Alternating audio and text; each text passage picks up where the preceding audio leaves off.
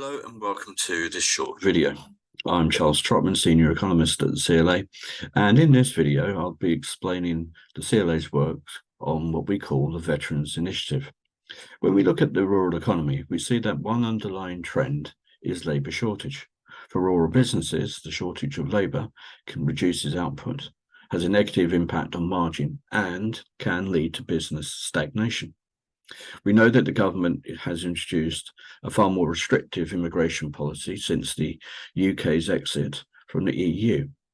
And this, of course, means that the previous access to migrant labour that we had before we left the EU is now severely limited. We also know that there is a clear unwillingness on the part of domestic workers to fill the void. When we add in a lack of skills, the unavailability of housing and suitable infrastructure, we see that the labour pool begins to shrink.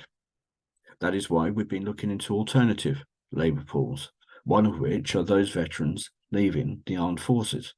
We believe that they can become an integral part of the rural workforce. And that is why on the 25th of July this year, the CLA's Director General, Sarah Hendry, signed the Armed Forces Covenant.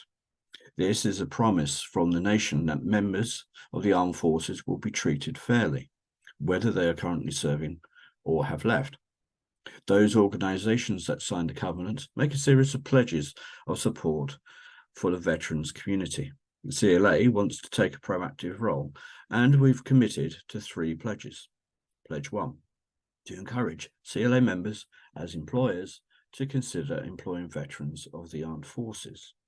Pledge 2, to disseminate information to CLA members that increases knowledge and leads to a far more inclusive relationship with the military community.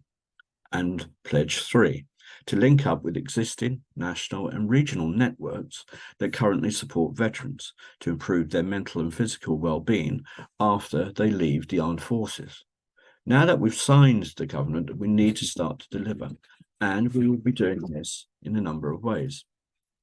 Firstly, we need to have an open dialogue with those groups and charities that support veterans. Ongoing contacts with these groups will be vital in our own discussions with the armed forces and help to increase their awareness of the rural economy, particularly when it comes to labour supply. It's also important that we understand the skills needs of our members' businesses and match these with a unique set of skills veterans possess. What this means is that we have to increase awareness and communicate with our members.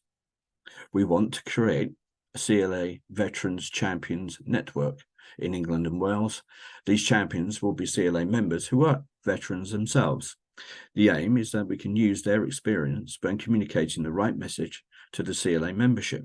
And by doing this, we also want to increase awareness and the need to support the veterans community. You will already have seen the article on the Veterans Initiative in the September issue of the Land and Business magazine. That is one of a number of articles that will be published over the next few months that will highlight the importance of this initiative. We're also using the CLA website as a communication hub to set out how the initiative works, how members can directly benefit from contacts with the armed forces and veterans groups as well, and how members can seek to employ veterans in the future. In 2024, we want to fully meet our obligations under the Armed Forces Covenant. By doing this, the CLA can make a difference both for our members as well as the veterans community who deserve and need our support. And thank you for watching.